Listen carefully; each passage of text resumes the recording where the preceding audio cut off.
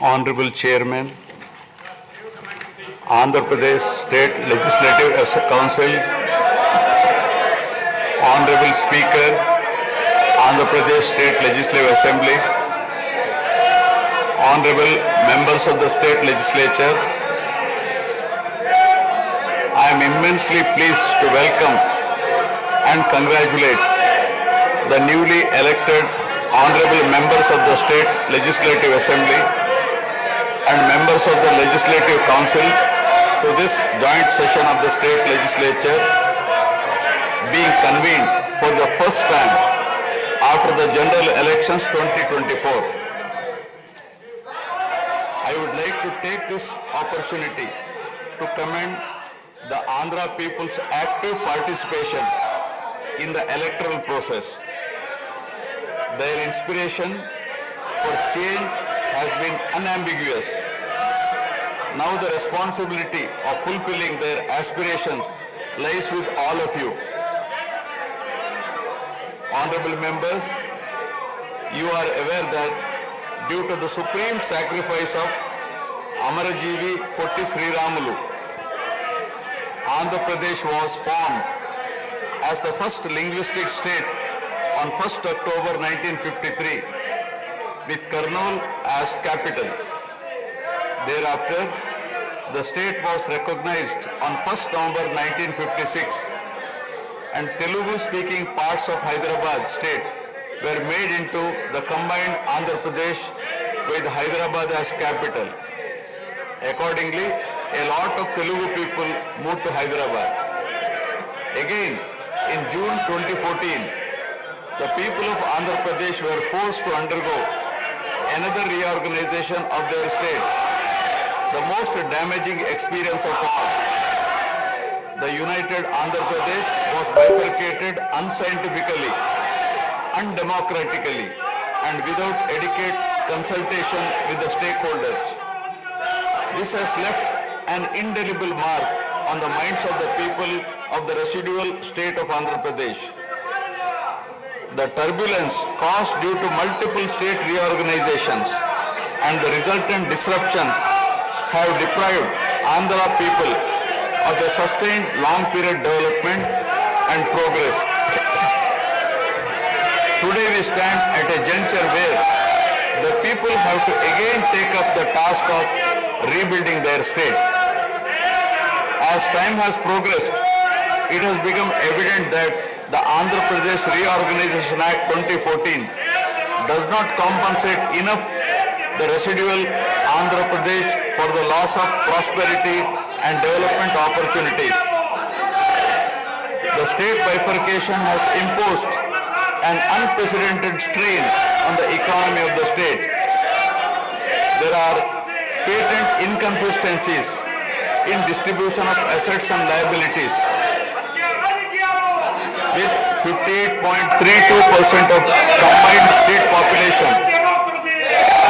The unscientific bifurcation caused the state to inherit only 46% of the resources, financial loss on account of loss of Hyderabad city, disproportionate debt burden, loss of access to public institutions, loss of national institutions, Government of India PSUs and institutions of higher learning, etc.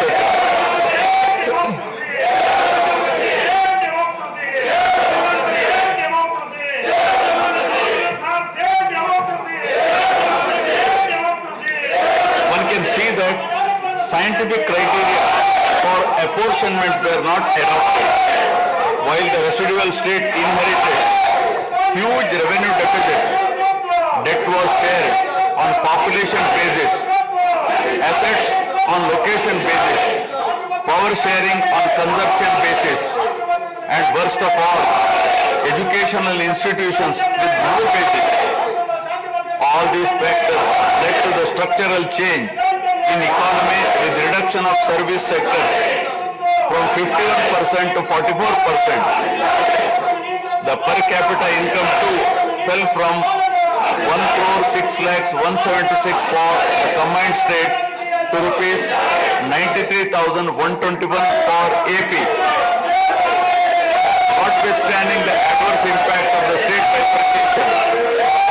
undaunted by challenges such as budgetary constraints, infrastructural deficiencies, and unresolved issues, the government converted every crisis into an opportunity during the period 2014 to 19.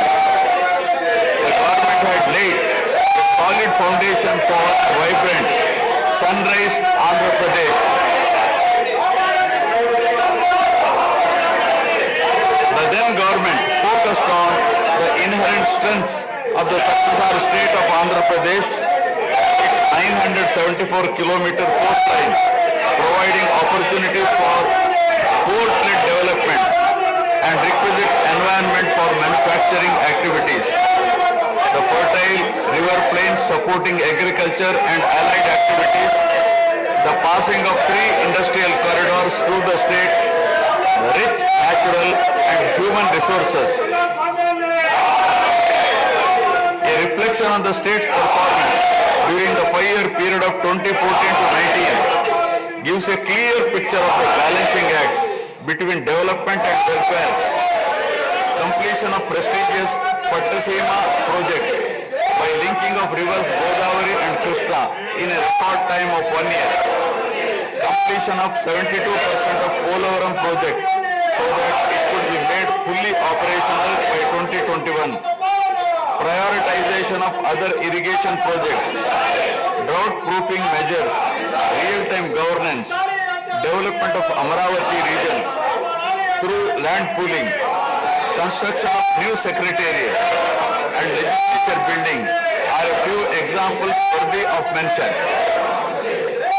All the milestones achieved during 2014 to 19 were possible because of the visionary leadership of Sri Nara Chandrababu Naidu,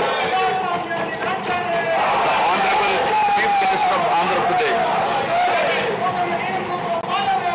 In this regime, the state attracted marquee FDIs like Kia Motors, emerging as #1 state continuously in ease of doing business rankings. Under his able leadership, the state attracted several investments in various sectors. The government initiated development of Kakinada SEZ port, Bhavanapadu and Ramayapatnam ports, expanded airports and increased the state road network.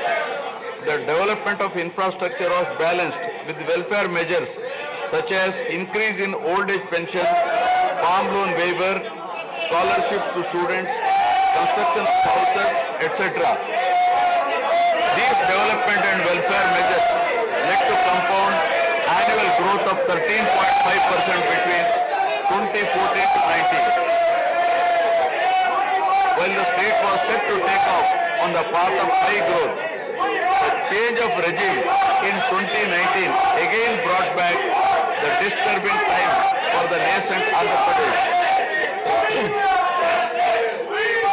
The state that already bore front of bifurcation in 2014 was rather unfortunate to have witnessed yet another bigger debacle in the form of inept governance, where the people were threatened and officers demoralized. In fact, the damage and losses during the period 2019 to 24 have been more severe compared to the state reorganization in June 2014. The government that assumed charge in 2019 started a destructive note with demolition of Praja Vedike that continued unabated till the end of the regime 2024.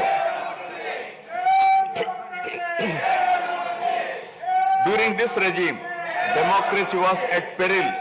People were in a state of fear and hardly enjoyed any freedom of living.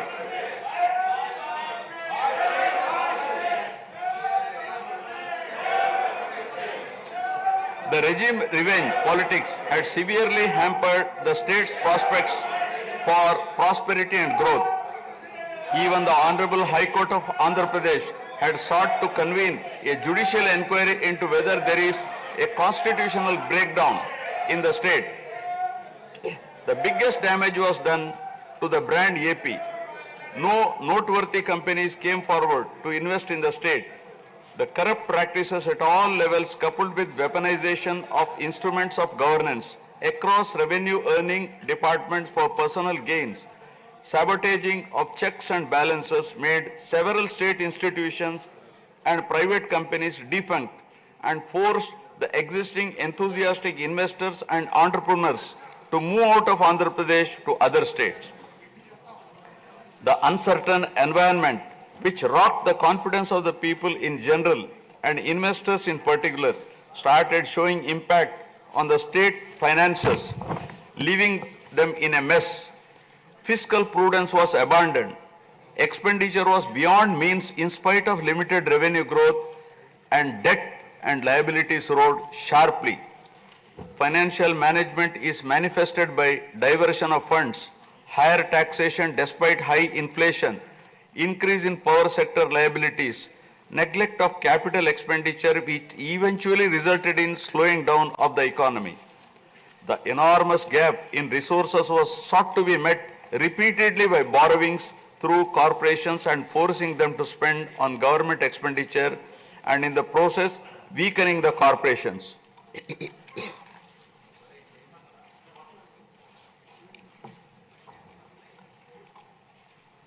In view of the inordinate delay in clearance of the bills due to strained financial position of the state, many vendors and contractors have approached the High Court of Andhra Pradesh for relief and filed cases against the government.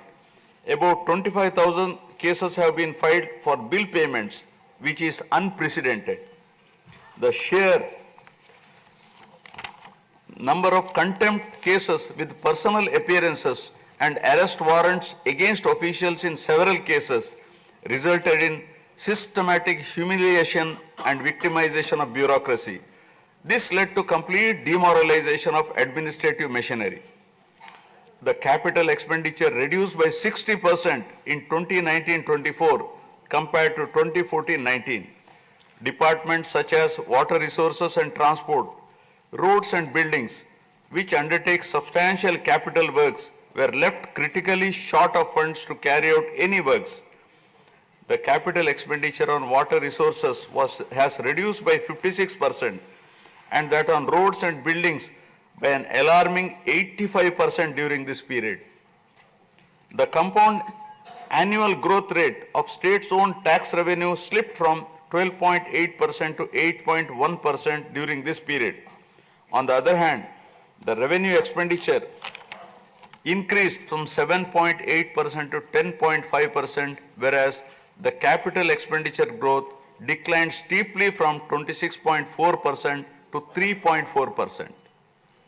Lower share of capital expenditure to public debt occurred during the period 2019 to 24 is a clear indicator that the government met revenue expenditure also through borrowed funds. The CAGR in per capita debt has been higher at 14%, while the CAGR in per capita income is only 9.7%. This reflects the fiscal profligacy of the previous regime as no capital formation took place.